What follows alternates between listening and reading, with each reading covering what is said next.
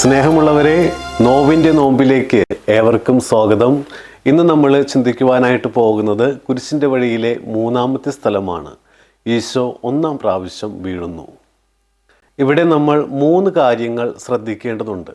ഒന്നാമതായിട്ട് ആദ്യത്തെ വീഴ്ച, രണ്ടാമതായിട്ട് വീഴ്ചയുടെ കാരണം, മൂന്നാമതായിട്ട് വീഴ്ചയിൽ നിന്ന് പിടിച്ച് ഉയർത്തുന്നവർ. നമ്മുടെ ജീവിതത്തിലെ ആദ്യ വീഴ്ച എപ്പോഴായിരുന്നു? ഒന്ന് ചിന്തിക്കേണ്ടിയിരിക്കുന്നു. ഭൂതകാലത്തിലെവിടെയോ നമ്മുടെ കാലുകൾ ഇടറിയ നിമിഷം. അത് ചിലപ്പോൾ ബാല്യകാലത്ത് ഓടിയപ്പോൾ ഉണ്ടായ വീഴ്ചയായിരിക്കാം. ഒരു പരീക്ഷയിൽ തോറ്റുപോയതാകാം. ക്രിക്കറ്റ് മാച്ചിൽ പരാജയപ്പെട്ടു പോയതാകാം. ഒരു മാച്ചിൽ തോറ്റുപോയതാകാം. ഒരു ഇലക്ഷനിൽ പരാജയപ്പെട്ടതാകാം.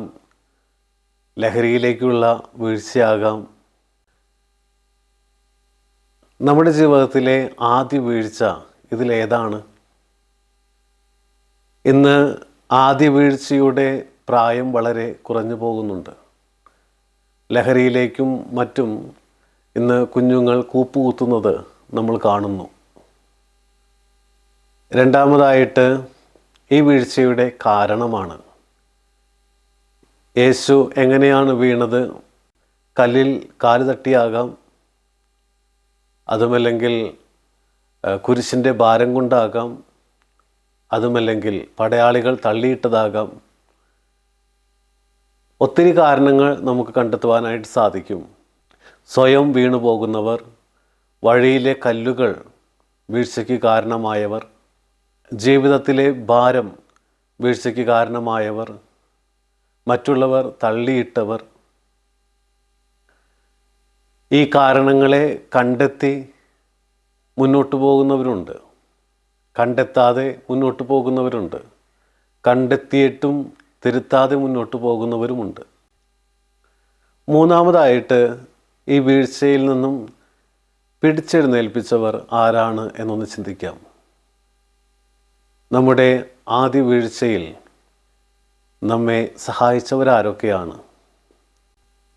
ഇവിടെ യേശുവിനെ പടയാളികൾ പിടിച്ചെഴുന്നേൽപ്പിച്ച് മുന്നോട്ട് കൊണ്ടുപോയി കാണും. എന്നാൽ അവർക്ക് ഈശോയോടൊരു സ്നേഹം തോന്നിയിട്ടല്ല അവർ ഈ സഹായഹസ്തം നീട്ടുന്നത്. അവരുടെ സമയം വേസ്റ്റാക്കാനായിട്ട് അവർ തയ്യാറല്ല. നമ്മുടെ ജീവിതത്തിലും പലപ്പോഴും നമ്മൾ മറ്റുള്ളവരെ പിടിച്ചെഴുന്നേൽപ്പിക്കാറുണ്ട്. എന്നാൽ അവരോട് ചിലപ്പോൾ സ്നേഹം തോന്നാറില്ല. പലപ്പോഴും നമ്മുടെ ജീവിതത്തിൽ നമ്മളെ പിടിച്ചെഴുന്നേൽപ്പിക്കുവാൻ പലരും തയ്യാറാകും. നമ്മളും പലരെയും പിടിച്ചെഴുന്നേൽപ്പിച്ചിട്ടുണ്ടാകും. പക്ഷേ അവിടെ സ്നേഹമെന്ന ഒരു ഘടകത്തിന് എത്രത്തോളം പ്രാധാന്യം ഉണ്ടായിരുന്നു എന്ന് നമ്മളൊന്ന് ചിന്തിക്കണം. അയാൾ പുകവലിക്കുമായിരുന്നു. അതുകൊണ്ട് തന്നെ ചെറുപ്പം മുതൽ അവൾ അയാളുടെ കുഞ്ഞിനോട് പറയുമായിരുന്നു, നീ വലുതാകുമ്പോൾ അപ്പനെ പോലെ സിഗരറ്റ് വലിക്കരുത്. ആ കുഞ്ഞ് അത് തലയാട്ടി സമ്മതിക്കുമായിരുന്നു. എന്നാൽ ദിവസങ്ങൾ കടന്നു പോയപ്പോൾ അപ്പൻ ഈ പുക ഉണ്ടാക്കുന്നത് എങ്ങനെയാണെന്നറിയുവാൻ കുഞ്ഞിനൊരു കൗതുകം. 5ാം ക്ലാസ്സിൽ പഠിക്കുമ്പോഴാണ് അപ്പൻ ഉപേക്ഷിച്ച സിഗരറ്റ് കുറ്റികൾ എടുത്ത് ആദ്യമായി അവൻ വലിച്ചു തുടങ്ങിയത്. വലുതായപ്പോൾ അവൻ അമ്മയ്ക്ക് കൊടുത്ത വാക്ക് പാലിച്ചു. ഇപ്പോൾ അവൻ സിഗരറ്റ് വലിക്കില്ല, കഞ്ചാവാണ് വലിക്കുന്നത്. വിലക്കുകൾക്കപ്പുറത്തേക്ക് എത്തി നോക്കുവാനുള്ള എൻ്റെ ത്വര, അവൻ കാണിച്ചു തരുന്ന വിലക്കപ്പെട്ട കനികൾ ഭക്ഷിക്കുവാനുള്ള എൻ്റെ ആഗ്രഹം. വീണ വ്യക്തിയെ സ്നേഹത്തോടുകൂടെ പിടിച്ചെഴുന്നേൽപ്പിച്ചാൽ അവൻ പിന്നെ വീഴുകയില്ല. കുരിശിൻ്റെ വഴിയിലെ മൂന്നാമത്തെ സ്ഥലത്തെക്കുറിച്ച് ചിന്തിക്കുമ്പോൾ നമ്മുടെ ജീവിതത്തിലെ ആദ്യ വീഴ്ചയെപ്പറ്റി നമുക്കൊന്നുകൂടി ഓർക്കാം. അതിൻ്റെ കാരണങ്ങളെ വിശകലനം ചെയ്യാം. കണ്ടെത്തിയ കാരണങ്ങളെ മനസ്സിലാക്കിക്കൊണ്ട് ജീവിതത്തിൽ മുന്നോട്ട് പോകുവാനായിട്ട് ശ്രമിക്കാം. ആ സമയത്ത് നമ്മെ പിടിച്ചെഴുന്നേൽപ്പിച്ചവരെ പറ്റിയും ആലോചിക്കാം. സ്നേഹത്തോടുകൂടെ മറ്റുള്ളവരെ പിടിച്ചെഴുന്നേൽപ്പിക്കുവാനായിട്ട് നമുക്ക് തയ്യാറാകാം. മറ്റുള്ളവരുടെ വീഴ്ചകളിൽ പരിഹാസച്ചിരിയോടെ അവരെ വീണ്ടും അന്ധകാരത്തിലേക്ക് തള്ളിയിടാതെ നമുക്ക് നമ്മുടെ കൈകൾ നീട്ടി വീണുപോയവരെ പിടിച്ചെഴുന്നേൽപ്പിക്കുവാനായിട്ട് പരിശ്രമിക്കാം.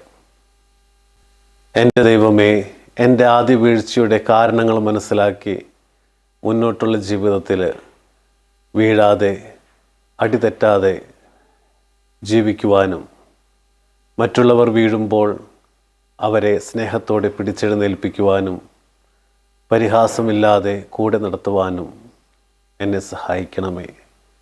ഈശോയുടെ വിലയേറിയ തിരുമുറിവുകൾ എൻ്റെ ഹൃദയത്തിൽ പതിപ്പിച്ചുറപ്പിക്കണമേ. ആമേൻ.